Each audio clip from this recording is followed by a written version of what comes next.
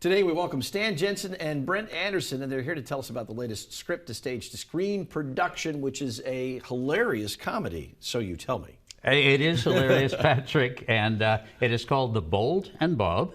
It's about a man who comes to his mother's apartment a day or two after her passing, and he's having to deal with funeral plans. Now, if that doesn't crack you up... Yeah, it's hilarious already.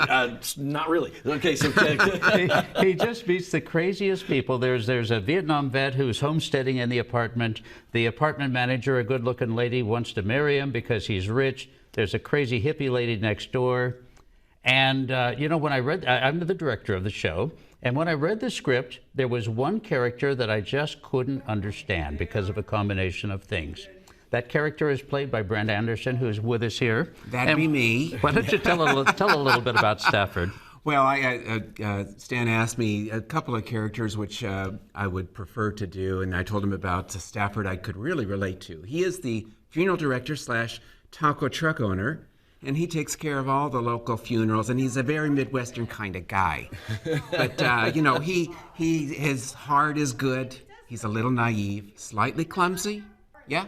Maybe? Well, give us the voice. Give us the voice. Well, Brent. that was it. That was it. In a nutshell, don't you know? So there's a little northwestern Minnesota, but central Illinois. Okay. And that is an accent that you've had some practice using? Well, I've been practicing to my boyfriend's chagrin. He says, please don't do that. He's from Chicago. Gotta stop. Well, I like the zany cast of characters. It does sound really funny with all of these characters interacting. Yeah, and I was just blessed with 6 of the top actors here in the Valley. I find myself screaming at things that they've added to the show. I'll see something or something, you know, they will bring something new. They're so good about following my direction. That's the bottom line. But then they go way up and above it, and it's just so funny. Is it fun to work with him as a director? Because Stan is a sweetheart. He's just one of the most gentle, kind. You know, I've worked for some tyrants back in L.A. that weren't fun.